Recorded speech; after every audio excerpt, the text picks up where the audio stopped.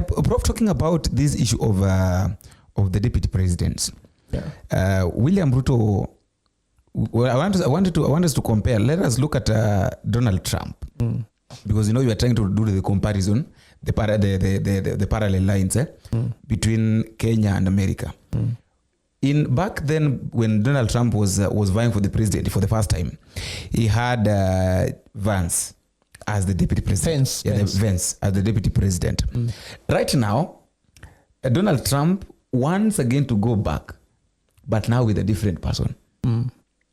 In Kenya, William Ruto was elected as the president with Rigathi Gachagua. Even before the first term ends, he wants to take another person. Yeah. Probably, maybe next time also, he will take another person. Yeah. Is that not a challenge? No, it's not, because if you compare with Kenya, how many deputy presidents did Kenyatta have? More than 2. Moi, more than 3, isn't it? He went to election before 1992 with another one, 1997 with another one. You saw when he was now even ending his term, he ended with another one. So this is what I call lack of what is called loyalty to each other and also faithfulness to each other. So this betrayal in politics is the same everywhere. So look at what Trump is doing. So you come now to Uhuru Kenyatta. Uhuru Kenyatta is the only president who had only one deputy president. Because in his first term he had Ruto, the second time he had Ruto. Even after falling back, he remained with Ruto. I saw maybe someone telling he was a weak president, but I don't think so. He was just a human being. I think he was just a human. I don't want to say, my brother Joe said that he was a weak president or he was very accommodating president. But me, I said actually he was just human. And there was no need of fighting that battle. And actually, what I want to explain here is that Uhuru Kenyatta was at a crossroad. Should I win politically and lose economically, or should I win economically? And maybe more or less seem to have lost politically. But he balanced the two. That's why he got a handshake with Raila to support him. So he didn't lose politically. After realizing that now he cannot work with William Ruto. So he just took Raila, handshaked him, and then worked with Raila and ignored Ruto to achieve both political and economic outcome. Of course, some people believe that the fact that Uhuru Kenyatta did not make Raila Odinga the president as his candidate, he's a failure. I don't think so. He did his part. Raila is the one who failed not to become president. I'm not saying that I'm pointing fingers. I'm trying to say that there was a part Uhuru did. Yeah, as a human being. As a human being. So the next part was Raila's. And actually Raila has come up to say that he's not disappointed with Uhuru's support. He said he really believed Uhuru Kenyatta supported him. And Uhuru Kenyatta put his life on the line. Look at what has happened to him after the election. So he's the only one. Now, you come to Donald Trump. Donald Trump was having a very faithful and loyal deputy president called Pence. And Pence was very loyal. But towards the end, there was a fallout between them. And the fallout was actually coming when they were running for the second term. Because Pence believed that Trump lost the election fairly and squarely. And then Donald Trump believed that he won it big. Actually, he said, I won big. I won big. Yes. That is normally his word. I won big. yes, that he won big. Oh. So in that matter, Donald Trump refused to go for the inauguration of Joe Biden. But you see now, Pence went and attended. So you could see that even Pence passed on that blessing to Kamala Harris as the former vice president, and they welcome Kamala Harris as the next president. So you see, that controversy made the Pence come out clean. But you see, this guy even did insurrection in Washington, D.C., where he was trying to overturn the elections and even saying can't leave office. Actually, the military told him, my brother, where we give allegiance to the Constitution of Kenya, not to you. So immediately, the election results are declared, leave White House. And actually, Trump left White House. Of course, with a very nice song singing in the Air Force One. He said, I did it my way. Yeah, I did it my way. I did it my way, not Trump.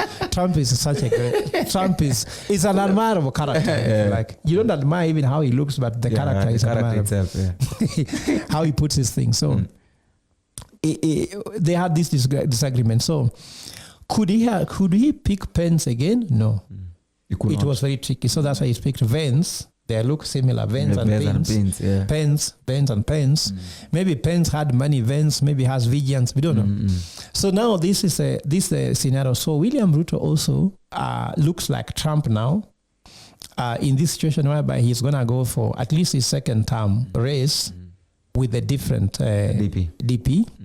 But that's why I tell you, the more things look different, the more they look the same. Americans look so different from the US, but looks very much the same again, like Kenya. So that's how it goes. And I believe that the ones that Trump has chosen, you don't hear about him much. You know, Trump is such a very big character whereby if he is running mate, you are not even heard. Yeah. Do you know that Kenya, people know that Kamala Harris is running with the Waltz, but they don't know whom Trump is running against. Because remember, Trump has not put his running mate at the center. It is at the periphery of his campaign. But you see, Kamala Harris is trying to put Waltz at the center of the campaign. In fact, you see the poster, they say Harris and Waltz. Of course, the one of Vance, but it's not even who knows him. So you see this the same. Now, even William Ruto, ensured Gachagua, if you see the difference, the similarities between Gachagua, William Ruto and Trump. Even during the campaign for 2022, Trump was, Ruto made it Gachagua in the periphery of his campaign. In fact, when he says that people voted for him, he was like, really? So we didn't even know you. There's somebody who told me from Rift Valley that for us, we were voting for William Ruto. We didn't even know Gachagua. So here also, the guys voting for Trump may not even know Vance. Vance will become popular when he becomes vice president. Just like Gachagua became popular when he became the running mate and eventually became the vice president. That's, hey, this guy, how is he talking? People are evaluating how Gachagua is talking when he was already vice president. In fact, to be sincere with you, Prof, I didn't know. For me, I didn't know Gachagua. I just came to now know him that he was a DO and then all that after becoming the deputy president. Yeah, and if you look at how Gachagua was speaking in the beginning, when he began his career as a deputy president, people say, oh, give him mic because he was speaking shit, man. Sorry to say that, but that's it. He was speaking some things which are like, what the hell is this man talking about? In fact, the reason why some people are saying they have no sympathy for regarding Gachagua are some of the things he was saying. Like, you see, I just saw someone says that now he was crying, oh, you know, I've lost my security. But you know, when Uhuru Kenyatta lost his security, what did he tell Uhuru Kenyatta? He told Uhuru Kenyatta that he can hire G4S. Yes. Are you seeing that? That's what I'm saying, that silence is gold. There are sometimes when you pray about something, when you hear something, don't respond. I was talking to a friend of mine and he was telling me that helping Rigathi Gachagua is very difficult because one moment he's crying, the same thing that he's crying on, he said it to someone. Everything Gachagua is going through, he made people go through it or at least laughed at it or at least confirmed that was right. Remember when he was telling Raila Odinga that tutakupeleka nyumbani sijui na nini bila gari. See now, security is gone. No drivers, no cars. Your wife holds your hand and shows you where the car is, isn't it? So it's tough. Even people are saying, oh, even the Dorcas should not cry because even for her, she never cried when the young people are being shot. So you see a lot of things, similarities between William Ruto and Trump. And also you see that Trump also, you don't see much of his wife. Of his wife, by the way. Isn't it? Yeah, the wife also, Melania Trump, was known much later. After he became the president. Yes. Yeah. And also there have been rumors that she wanted to leave him. No, actually there was rumors that if he lost the election in 2017, 2018, is it 20? The last election was in 20? Was it in 20? I think 2018. 20. Yeah. 2020, yeah. Yes. Yeah. They said that if he lost the election, the wife might leave him. So there are those questions here. But also if you look at Gachagua, his wife, it's not really such an issue. You look at the Rachel in Ruto's life, it's not an issue. Raila Odinga is a strong figure in his life, you know. Mwai Kibaki, Lucy Kibaki was a very strong figure in his life. In the Uhuru's life, Margaret was a strong figure in it. Mama Ngina was strong for Kenyatta. Moi was also the other way. So it's interesting how things looks the same even. Moi was a tyrant. So the wife doesn't come. Ruto is a tyrant. The wife is nothing. But you see, for us, we believe on family, whereby family becomes central, because whatever your wife believes in and what you believe in is how you run the state. Yeah. If you have a wife who is sympathetic and you are killing people, tell me, my husband, please. Don't. Please. Please, if you do that, I'm leaving. No, if you have tells you, if you do that, I'm leaving. You have to think twice. You have to think twice. But you see, Dorcas never told Gachagua, I'll leave. And the Gachagua didn't tell you, if you want, you leave, go. So Trump can tell, hey, you're telling me I can leave, you go. You go. So you see, we want people who can actually come back and step back and also listen to family values. And family values should control them. I have something, Prof, I don't know whether it is true, that if you can't control your wife, then you can't lead people. Control. Like, no, not even control, but if you can't live in peace, or maybe if you can't show if you can't live peace with your wife, then it is very difficult for you to lead people. Yeah, because women are very different and totally the opposite of what we are as men. In fact, that's why they say that a leader must have a wife, because that's what tests your ability. Maybe to listen. Can you imagine talking to someone who is the opposite of what you are? That's difficult. And you are going to lead people. Some of them are the opposite of who you are. Remember, you are a Kenyan. You are going to lead people who are totally different from you. So if you cannot just manage the difference between you and your wife and find a way to have peace together at home, which kind of leader can you be? For example, in the evening, you want to watch football, she wants to watch a movie. How do you reconcile that? Isn't it? Just like now, Ruto, Kenyans want to lower cost of living, for you want to build houses. You want to build houses. So can Ruto listen to Kenya by saying, can I just forget about what is good for me and focus on what is good for Kenya? So if Ruto had a wife that also could make him do the things he wants, that's why people have been talking about Ruto has been beating his wife. That one I do not. I have no evidence about it. You can't talk about that. And I want to talk about it because that's personal. But this has been very much in the media that he beats his wife. So someone who beats his wife doesn't work. But let me go where it matters. In China, before you get a loan from the bank, they interrogate the relationship between you and your wife. If you are a wife beater, you cannot be given a loan. Completely. And they get this information from your neighbor and from your in-laws. And the in-laws must say the truth, because if the state finds out the opposite, they are culpable. So there's something about the wife thing. Remember, even if you go to the Bible, look at Herod was influenced by his wife, to kill John the Baptist. John the Baptist, look at powerful women in the Bible who are Delilah, derailed Samson, isn't it?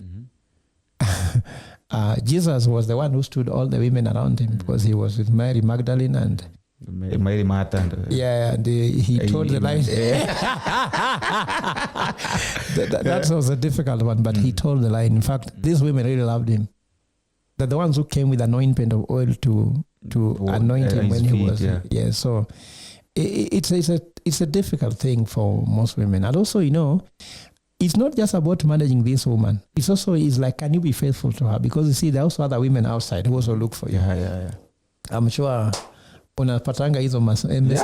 Lazima upate. Yes, and you have this woman here, you're looking at her, and another one has sent a message. You look at the faces, and you compare and then say, let me stick with what I have, because what is outside there, I do not know. Maybe those are just makeup. So I'm trying to say that it's important for a man to know how to control these variables. In fact, there's a cardinal virtue in the Catholic Church. We call it temperance. Temperance is to know how to balance things. For example, when you're eating, you cannot eat until your stomach is bursting so that you should stop eating. It's when you know that you're full. When do you stop eating? Say, now is enough. You're in the bar. First bottle, 3 bottles, 4 bottles. When can you say, now, it's enough. May I end on the 4th bottle, or 3 bottles, or 2 bottles? Or just 1. Yes. Whatever you do in life, they must have a balance. So it's also about teaching you how to balance. And also, being with a woman also teaches you to compromise, because life is about compromise. You can never get everything. You can never get your cake and eat it.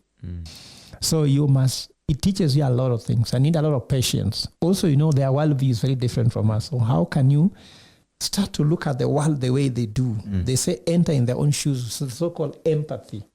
So also as a head of state, as a leader, you also need to enter in people's shoes and see how they feel. Understand what these people want. Understand what they want. So that is it's a difficult situation. So even there's a lot of things how women affect you in leadership.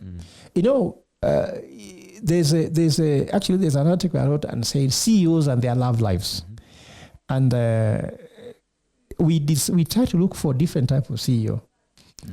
Between a CEO who has one wife and is faithful to that woman only, and a CEO who has got several wives and is faithful to several wives, the polygamist, faithful to all of them, and a CEO who has several wives and also several other concubines, isn't it? Those are these three CEOs now. And a CEO who is single, no wife at all, and a CEO who is a divorcee, if they are all equally qualified, and the only difference is their marriage life, whom will you pick as a CEO? The only difference is their marriage life. They are all qualified. Yes, I've said one. But one has concubines. Let me put it like that. Wives and concubines. Wives and Solomon. Yes, Solomon. Yes. Yeah. One is Solomon. Yes. And another one is let's say, is it not even Abraham? Abraham was not even. Abraham was with one and faithful. No, Abraham had Haggai. Yeah. This one is difficult. So let's say we have Solomon and we have not even David. We have Solomon and we have Isaac, because Isaac was the one that had. Yes. Yeah. Rachel. No. Rachel only. I think you can, and this Solomon is doing all that he can to protect all these concubines. 3,000 concubines. 3,000. Let's say 3,000. And then we have Isaac with one and is faithful. Yeah. And now all of them are qualified. But also we have a divorcee. And we also have a divorcee. The one who got married and divorced. The one who got married and divorced. If all of them are qualified academically, professionally, they're on the same level. The difference is their marriage life. Whom will you hire? The one with one wife. Okay. That's a difficult question, but I know. Maybe you can say that the one with many wives, because he can control all of them. There has been argument whether there are many wives, but that does not matter. As an economist, a governance expert, I won't look at that. I look at what is the influence of those women in your life, or lack of. You can find a man with one wife, whom the wife is the one who controls his decision making. Have we heard people saying Rachel is an evil woman? Because people believe that whatever Ruto is doing, she's the one who tells, isn't it? You saw that the Herod had a wife who made him kill John the Baptist, isn't it? So even you as a media person, you can be a media personality. Then there are three people in an interview. Then your wife takes and says that usimpate huyo mtu mic. So if your wife can tell you to deny me a mic, then the issue is the influence of the woman, in you, not really having many. So for me, whether there are many or there are none or there are a few, the issue is, do they have positive influence? So if I know that your wife has positive influence about you, and I want to make you a leader, I'll go and investigate the background about your wife. Will she tell you to do to people good things as a leader or do bad things? So, Lucy Kibaki fought for the family, where he said, no, you have one wife. Call a press conference, you're the president, but say that you have one wife. He did that. So between Lucy Kibaki, Margaret Kenyatta, isn't it? Mama Ngina, Moi, we don't know. We come to Rachel, isn't it? Let's also bring Ida, because bring Ida, public figure too. Which woman would you prefer to be a first lady? So the issue is between them. Which one would you prefer to be a first lady? Between Mangina, Rachel, Lucy, Ida, and who? Margaret. And Margaret. Yes. Okay, the one that you will prefer to be the first lady. Irrespective of the husband. I think there is something that Margaret Kenyatta had that all these people do not have. Yeah. Because even if you see, okay, looking at the way, I'm sorry to say, but looking at the way the former president Uhuru Kenyatta was ruling, you could say that even the relationship, the way they were relating, in fact, I was asking myself that why is it that the children of the former president, you could not even see them on social media? Well, I'm the child of the president. Actually, that one is more of the matriarch, who is Mama Ngina. Mama Ngina brought a lot of this. Even when there were issues could be between Uhuru Kenyatta and Margaret, Mama Ngina came in, and Mama Ngina is a matriarch, a true matriarch who believes in family values, who must have been very well brought up. I've never done background study because she's just too senior to even to research. But she must have had a very good upbringing. She has been the matriarch of that family till now. In fact, we just pray she lives longer and forever if possible, so that the family can remain stable, because she really stabilized that.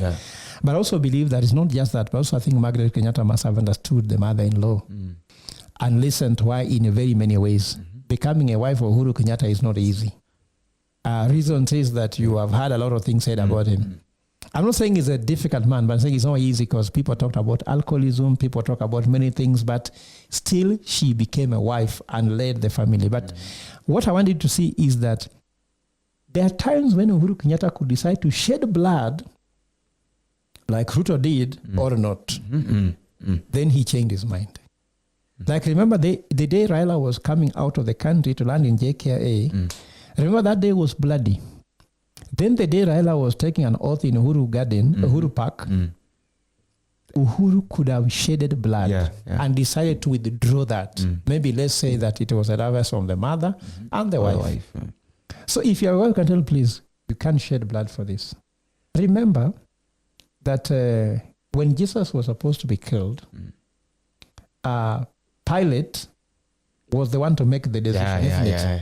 And the wife said what? I dreamt about this man. I dreamt about this man. Put no finger on that man. And that's when he decided to go and wash his hands. And that's why he washed his hands. So we want a wife like Pilate's wife, not Herod's wife. We want a wife like that. And that should be a better first lady.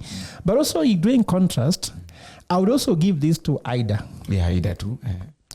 I think they must have cried as a family for a long time when they lost the election, when Raila was being harassed, when he was taken to prison, all that. And she bears no bitterness. When you see her in public, she's very jovial. She associates with everybody. So such women makes a man. And you see, look at the calmness of Raila after even losing election. People insult him. People throw bad words at him. But Ida says, just calm down. Leave it to God. Maybe, probably. I know some people might have problems with Ida. For me, what I know is that I have nothing personal with her. I have no evidence of her act, but I can read from the background that she must have been that woman who calms him down. He must be that woman who tells him this and that. I also remember Raila has remained very, very faithful to her. And Raila has put her a lot at the forefront. Look at the birthdays party she gets and all those things. But of course, also, some of us, we also pray that our wives become Mama Ida, maybe. Maybe she not become one, but at least in character and also help in supporting you in those difficult moments. Because most Kenyan women, in your most difficult times, that's when they leave you. They left. You can't put me under. You look at the WhatsApp group, they left. But I'm just trying to say it's good to stand with a man. Men go through a lot. Yeah, that's true. Stand with the man because that's when they stand with you. And I'm not saying it's tit for tat. I'm just trying to say, even if they don't stand with you, just stand with them. You just do your work. Just stand Let with them do the rest. Do your work. Stand with the man. No, don't be like Wetangula's wife. No. No. That one is, those kind of women, when you are in your most difficult time, I'm sure now Wetangula is being the third most powerful person in the country. Yeah. I'm sure Wetangula is now more viable, and I think he cannot be beaten again. He was being beaten because maybe there was no bread on the table or something. But see, when you become economically viable, sometimes we even become more psychologically viable and you make more respect. And Prof, I want us to touch on this issue of housing levy for a few minutes. Yesterday, the court passed that it is legal, that there was public participation, and therefore it should continue. So it's, I think it's supposed to be signed by Ruto right now, or it had been signed. Yeah, whatever it is, even if it's not signed or not, They have been collecting it. So it's business as usual. And fortunately, Kenyans are now used to it. They've been deducted, so it's business as usual. And Prof, I've been asking myself this question: that this issue of how do we call these houses? These houses that are being built by William Ruto and all this. I've been asking myself that why is it that these houses are being built, or who in Kenya will just live is the house that is paying 2,000 Kenya shillings. To go and live in a house that is going to pay 15,000, 10,000 Kenya shillings with this economy. Boniface, I was in court against the house levy from High Court to Court of Appeal. I told you I gave it up because I ran short of resources. Truth be said, there's no house being built. Have you heard them? I told you it in Diani. They were doing what is called what? Bomayango conference, isn't it? Let me ask you one first. Do you need to do a conference to tell people that you are building houses? No. Should people not see the houses? Let them see the outcome. When it is raining, do you need to call a press conference to tell people that it is raining? No. They will see people. Where are those houses? Do you know any relative, any friend, the person you go to church with, or anyone in your network who has gotten any of those houses? No. Do you know anybody in your network, family, friends, relative, neighbor, church goer, or anything, old boy, who has worked in those housing sites? No. So where are they? Those are slash money the government is making. Ruto is stealing that money, all of it. Truth be said, because even me, I don't know anybody. When I live here, like now, if I open this, my phone, there'll be 10, 20 people asking me that they want jobs, isn't it? No one has sent me a message. Professor, nimepata kazi kwa housing site. Nafanya kwa affordable housing. So who is this working there? Who is this supplying? Do you have any friend of yours who is supplying steel, cement, ballast, sand? So who are the people? Where are they being built? For me, I think that's how I ended. I do not know all about this one. I just know that I know people who are being deducted money. I know people losing money from their payslip. And I can count to you there are very many, isn't it? There are over 16 million Kenyans, isn't it? But I do not know anybody who has got a house. But I know everyone who has been deducted money. That's all I know. So there are people being deducted money, but there is no. Now, when the court rules that there was public participation, where? Who asked you? At least Gachagua, we saw people making a lot of noise. But who asked me? No one. In fact, Gachagua's public participation was more attended than affordable housing. Was attended more than house levy. Was more attended than the finance bill. Because there was money. And I also want to tell you the cost of that, the cost of impeaching the deputy president. I told you last time they had put around 0.5 500 billion. Now that money has gone to almost $1 trillion. Yeah, almost $1 trillion. Look at, you see those lawyers, do they drink water? When they were shouting there, those people, Githu Mugai, do you know they can drive their car there? Do you know the kind of cars they drive? Then they talk on hot air. Do you know how much check they have to receive? If the senators themselves received at 10 million. No, but I'm saying those lawyers, you see, those ones who are battalion lawyers, isn't it? Fighting from either side. You know how much money was going? Was moving on air. Lots of money. While Kenyans are watching and laughing, for them, they can only watch and laugh. The way they're shouting at each other. So the cost of impeaching Gachagua, the cost of that house levy being passed by force on fire, the cost of all those bills which are illegitimately irregular bills passing is so much money. So Ruto is stealing money from Kenyans and pushing the bills through the system. Because for example, if the state has 1 billion shillings to fight on a case with you, and you have nothing, is there any local citizen being funded to fight legally with Ruto in court against those houses? No. So there's no one. So all of them will go through. Fred Ogola did his part. We managed to angusha what we could angusha. Na zingine sasa zinaanguke nayo. And Prof, will Rigathi Gachagua survive? No, he won't survive because I think that the lower courts like the High Court have already made fantastic decision. And William Ruto knows where The good legal decisions are buried. They are always buried in Supreme Court. Is that the reason why he was insisting that this case should be handled? Yes, that's why. Actually, he knows. It's all cases that Ruto has won have been won in the Supreme Court. He has never lost any case. So Supreme Court is good as a graveside for good cases made in the lower courts. So when this case goes to the Supreme Court, Ruto will have his day. And he has already said that these people have no jurisdiction. We just need a lawyer to rule out that this case cannot be heard in the lower courts. But the law as we know it, no.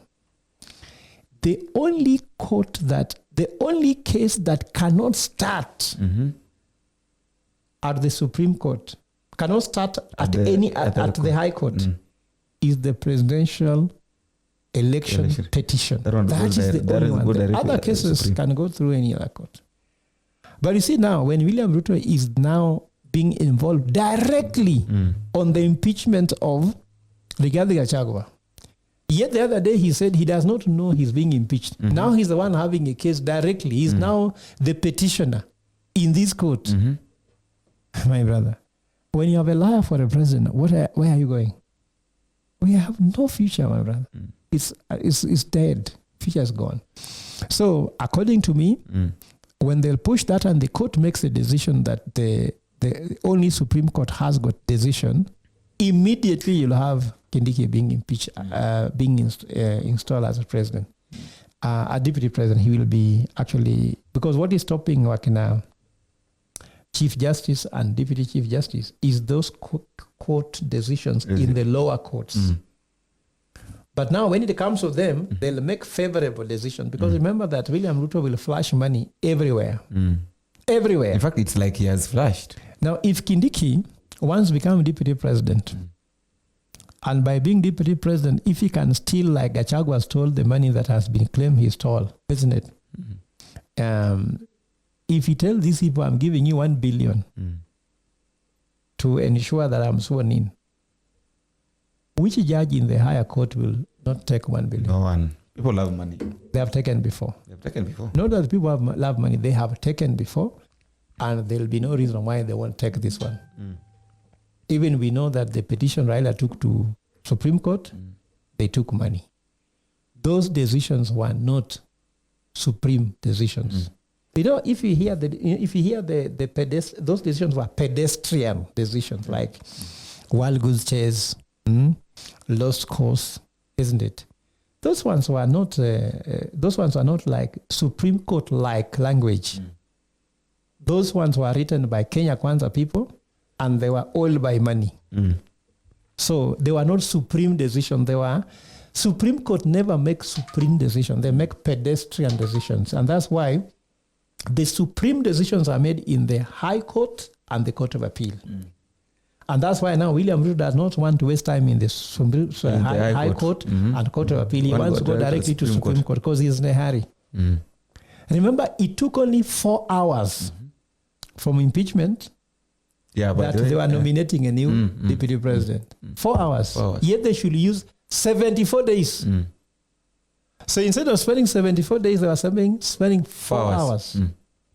Hurrying for what?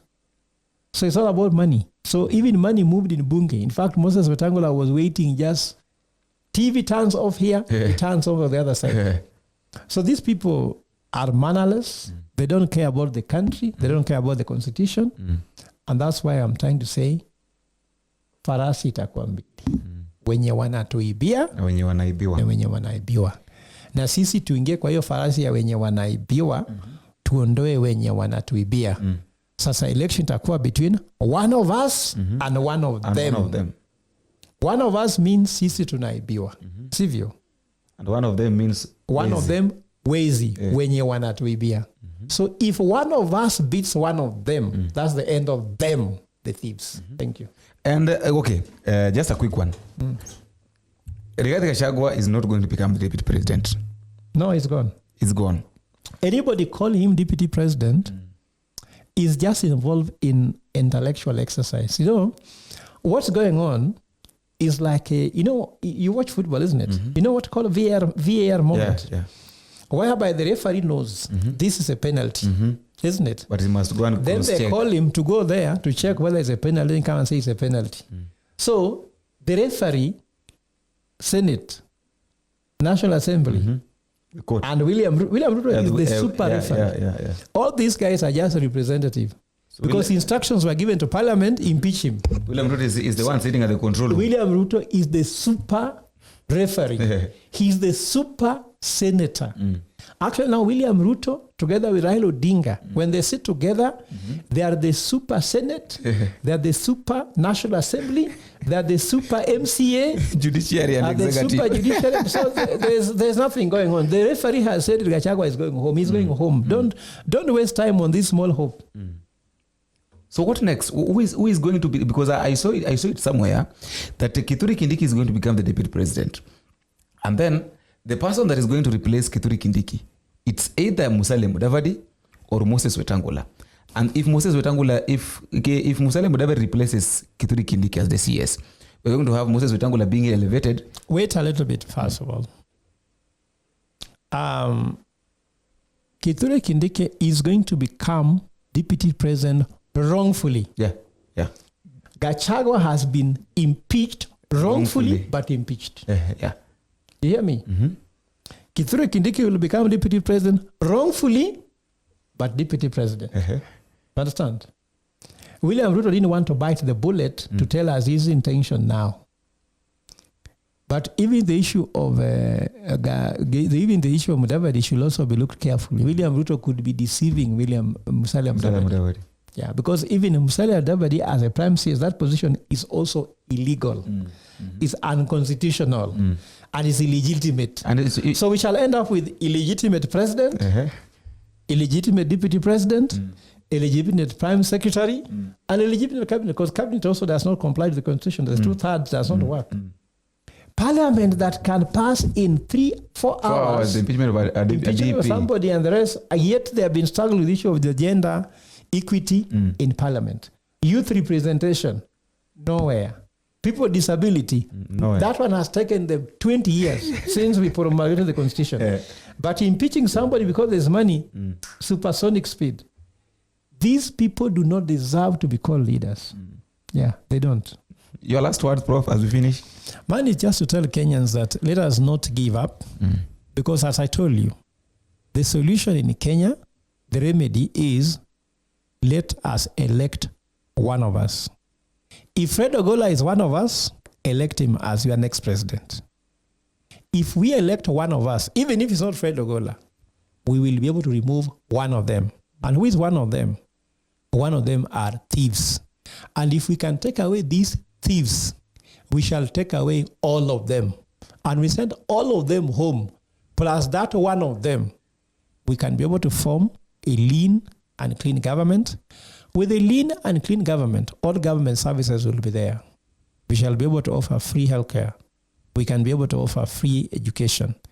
We can be able to ensure government services are delivered, and we can ensure a productive country where we can be able to ensure that people can get jobs, we can be able to have a decent life, we can reduce poverty, and be able to bring Kenyans into the Kenyan dream back on track. Thank you. The saying goes that try not to become a better man of success, but rather try to become a man of value.